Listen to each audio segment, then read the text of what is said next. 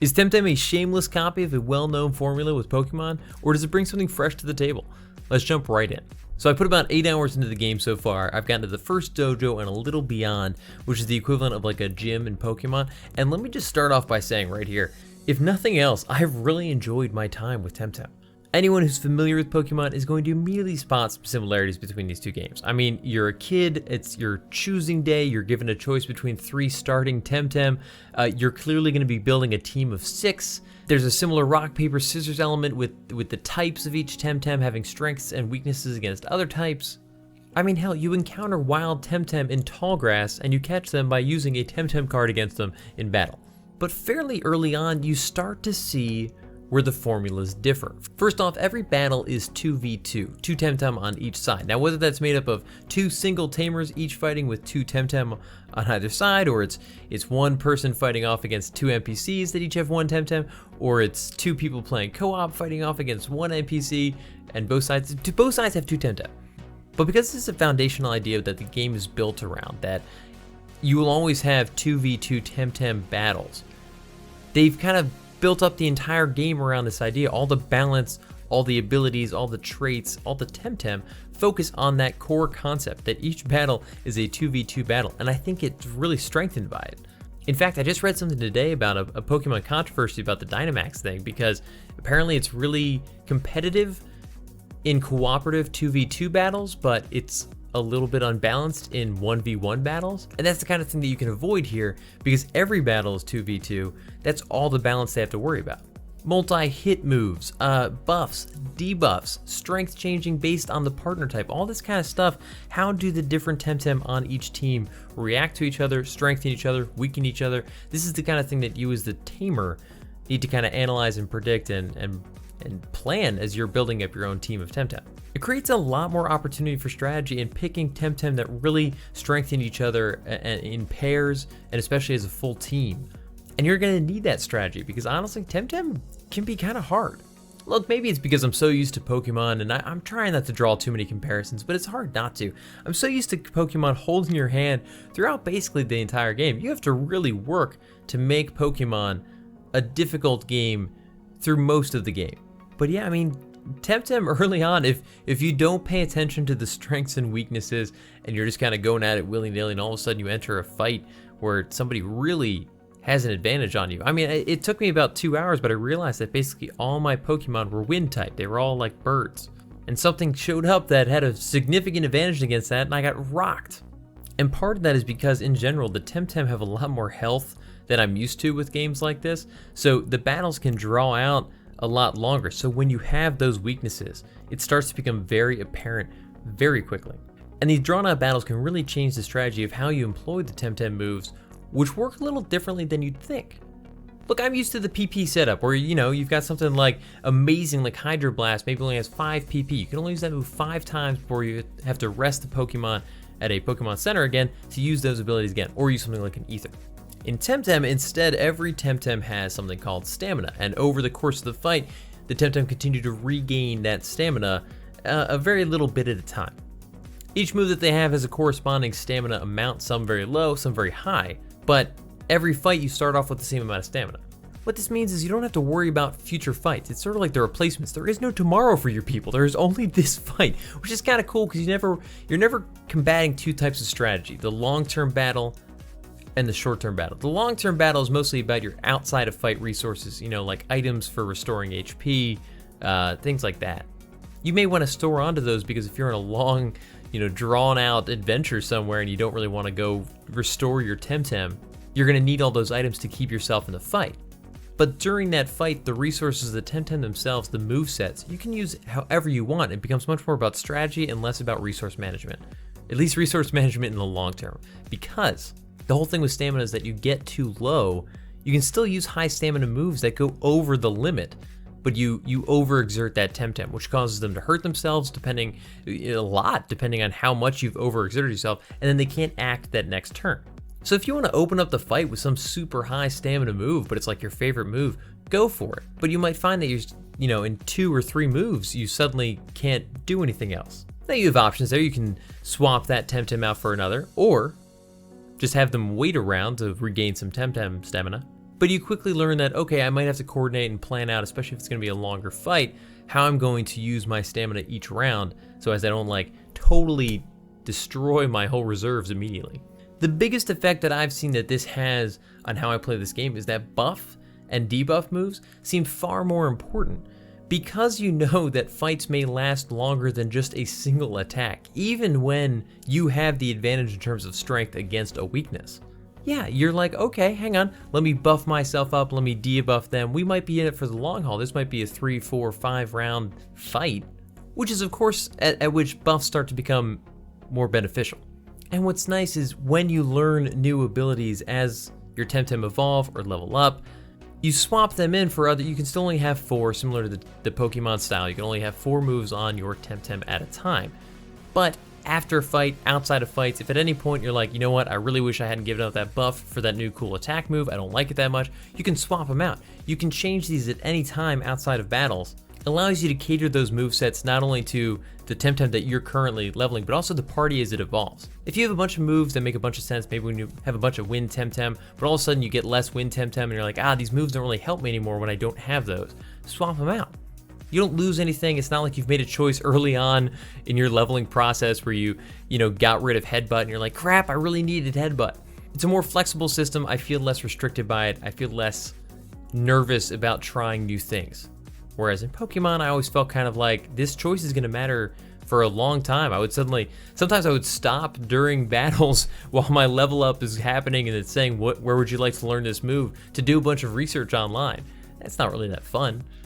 But yeah, ultimately with the stamina system, if you overexert yourself, if stamina starts to get too low to use the more beneficial movesets, you may have to start swapping out TemTem. And this is where things get a little bit crafty with how do you exchange TemTem that still manage to complement each other and maybe not have weaknesses against the enemy. How deep is your party in terms of strength?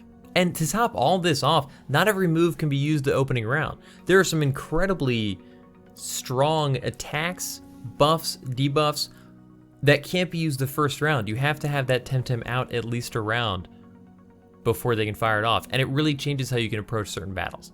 It's cool. This may not make 100% sense until you start doing it, but I swear that once you start doing it, it suddenly clicks like really well, and it makes so much sense, and it's really enjoyable.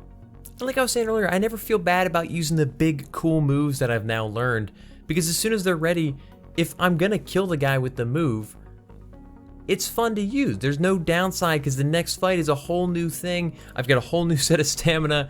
Just use the cool moves. It doesn't matter. If it's ready and it fits your strategy in that moment, fire it off. There's no long-term downside. Maybe it's just me, but I always felt kind of bad using like a solar beam because I was like, what if I need that solar beam? I don't want to use it on this Rattata. It seems kind of silly. And the moves themselves, like I was saying earlier, vary in strength based on who's using them. Like a wind attack will be stronger from a wind type TemTem, and also who's with them. Some TemTem or some moves get benefits from the other TemTem that's on their team that's currently deployed and engaged in battle. It's kind of interesting. And as if this wasn't all enough for you to think about as you're planning your party, building that group of TemTem, leveling, picking new moves, acquiring new TemTem, each TemTem also has a unique trait, with TemTem usually having multiple trait options at each stage in their leveling path. I haven't quite figured that out yet, but so like say the first evolutionary level, they have 2 traits. The next evolutionary level might have 2 different traits. And this is where I believe breeding might come into play, where if you wanted, I don't know how that works. I don't know how you'd get those traits. If you want to keep your trait, can you keep it when it levels up? I haven't quite figured that out yet, but they're really important and they're really cool. My scale, for instance, will regain HP if anybody on the battlefield dies, including its own team members. This has been a crucial early game trait as soon as I realized that it could do it, because honestly, keeping your TemTem's HP high, especially over many fights, tamers are battling you constantly, you've encountered random TemTem, and you haven't been to a TemTem restoration center in a while. What are they called? But yeah, it's been nice that, throughout each fight, he gets damaged a little bit, everything dies, his HP goes back up a little bit. It just helps things kind of keep going, and it's been an early game trait that's been very beneficial to me. Sometimes these traits are as simple as do a little bit more damage with water damage attacks, or maybe more damage to multiple enemies if you use an attack that does damage to multiple enemies. But sometimes it's like super game changing, like cannot be slept or cannot be poisoned. I mean, that's the kind of stuff that is kind of crucial to certain strategies. And this one little guy, which to be honest, I have not really used much, but his trait is that he won't wake up the enemy with his damaging attacks. So if it is slept and he punches them in the face, he does so very softly, not to wake them. When you pull all this together, you've got, traits, types, active move sets, deciding which team of TemTem you'd like to deploy at a time so that they can bounce off each other's strengths and support each other. It's kind of deep. It's really cool, and I really like it. And there's so much to think about that I'm still trying to learn how I process it. And it's very easy to just kind of put yourself into a hole where you think you're doing really well, and then all of a sudden you get into a fight where for whatever reason, maybe they countered you really, really perfectly, and you're just kind of screwed. I've had TemTem die because I was just dumb and I overexerted myself on the same turn that I did a self-damaging attack because they would attack the other two enemies as well. There's just a lot to pay attention to, and that was kind of dumb, and I haven't made that mistake since. But at the same time, there is stuff to think about. And where other games in the genre seem to be going the opposite direction of making themselves more accessible to a wider array of players by making the game seemingly a lot easier, it's nice to see this. But none of this matters. It could be the best RPG ever, the most exciting gameplay elements I've ever seen, and I wouldn't care if the world itself wasn't exciting to explore with rare and exciting TemTem to capture. And look, the world is certainly very bright and exciting. The art style is very impressive. As soon as I hopped in, I was instantly hooked on the cool, cartoonish style, but it's very alive.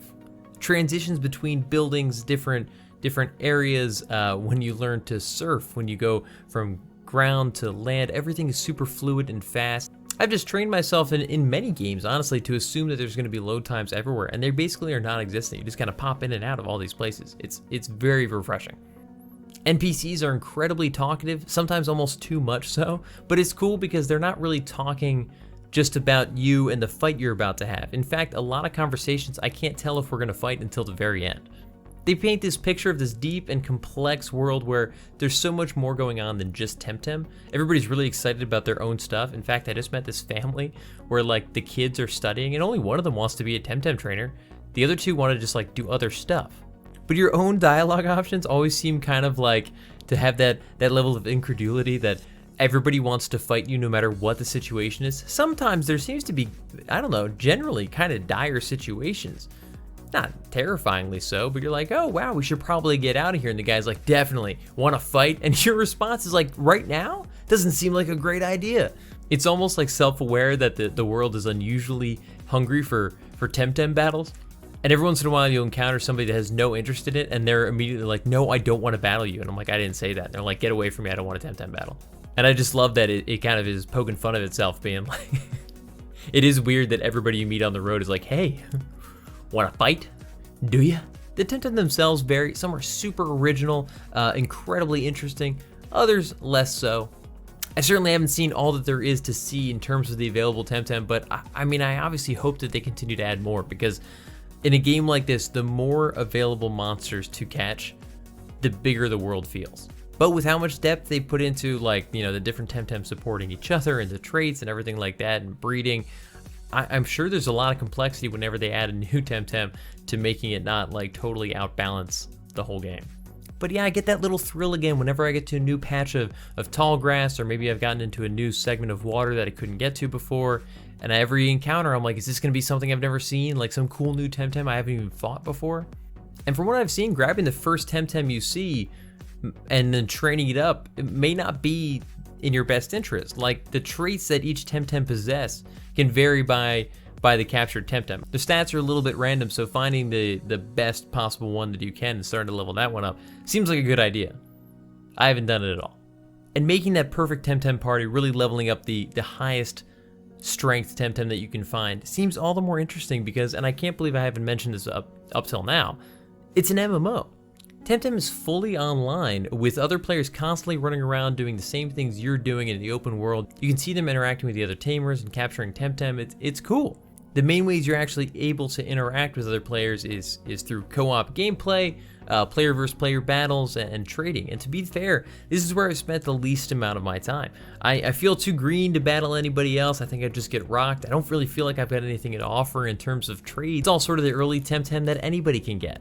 And my partner in crime, Katie, who I was really hoped would be excited on this, was sort of turned off from the game because it was too close to Pokemon when she first started. But I hope she comes around on that because I've really enjoyed my time with this one. I'm really excited to explore this aspect more because I think this is the biggest differentiator out of everything else. How can it bring it into the online space, and how will that really change how you play this game? But I want to hear your thoughts. Let me know in the comments below if you've been playing TemTem, if you've picked it up, what your thoughts are. Are you excited for it? Do you think it's going to advance the industry and the genre in general? I think Work to Game said it best. If you don't like TemTem, that's totally fine, but hopefully it offers real competition that'll force Pokemon to finally start to innovate again, do something a little bit different to try and kind of step up their game if they have some competition out there. And if you like TemTem, great. Here's an awesome new game for you. Let me know in the comments below, or join us every Tuesday nights and Thursday nights at 6 p.m. on Twitch at Hunt for Games. Bring your thoughts there. We chat about this kind of stuff all the time, so I hope to see you around. Otherwise, keep on the lookout for more videos like this every week, and I'll see you guys all in the next one. Peace. Thanks for watching. If you're interested in more videos like this, think about subscribing. And if you already have, don't forget to click that little bell next to the sub button to get notified when new videos go live. Hit me up in the comments with your thoughts on this video, or come hang out and chat with me on Twitch every Tuesday night at 8 p.m. Eastern Standard Time. And definitely look me up on Twitter or Instagram and Hunt for Games to keep up with what else I've got going on. See ya.